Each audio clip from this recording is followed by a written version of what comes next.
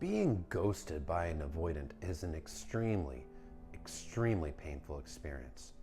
It feels like you never even mattered to this person, that you're not even worth a reply. You're not worth even being told that they don't want to continue the relationship anymore.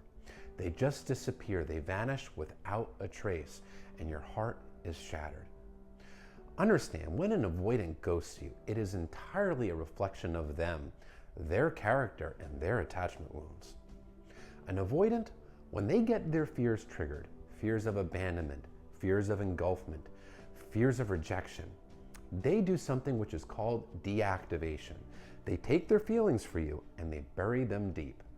That's because at a young age, avoidants learned that it wasn't safe to express their emotions, and they were emotionally neglected by their caretakers. So they learned to suppress their emotions rather than to process them, and they learned to run from problems rather than to deal with them. So when the avoidant has their fears triggered, they will often run from a healthy relationship. That's because they fear emotional intimacy. They build a castle wall around their heart, and when a partner is starting to break through that wall and make the avoidant feel things, it scares them, and they will discard and run from partners as a defense mechanism. It's a way to protect themselves. But the avoidant doesn't want to face the fact that they're hurting you. They don't want to face your pain. They don't want to face the fact that you'll be upset or possibly even angry at them. So they choose to ghost, because that way they can stick their head in the sand and pretend like nothing happened, like they never hurt you, and they can distract themselves and they can avoid having to process the painful emotions of the breakup and avoid having to confront the fact that they hurt you. Because accountability is something that's very difficult for avoidants. Avoidants struggle to self-reflect.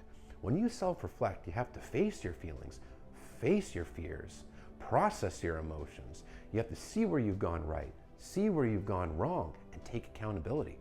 Those are very painful things, and avoidants have learned to not do those, so they avoid self-reflection. Communicating with you requires a certain degree of self-reflection, which is painful for the avoidant to do. So it's much easier for them to cater to their fears and cater to their own avoidance, and to just not communicate with you at all and just pull the disappearing act. Poof. But when they ghost you, it's a reflection of their own fears, their own inability to choose to communicate, their own lack of willingness to actually be a healthy communicative partner. It is not your fault. You didn't cause this. It's not a reflection of you. And it's definitely always a reflection of the person that is doing the ghosting.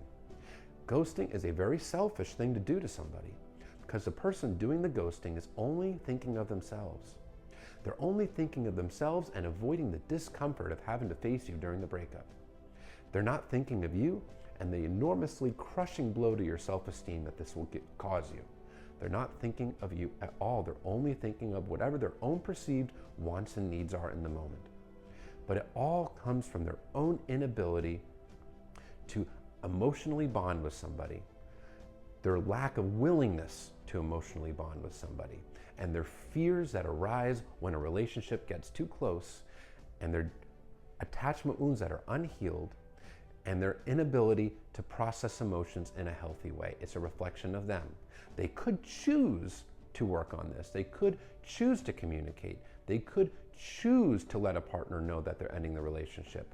But when they ghost, it is a choice. It's a cowardly choice and a selfish choice, and you didn't deserve it.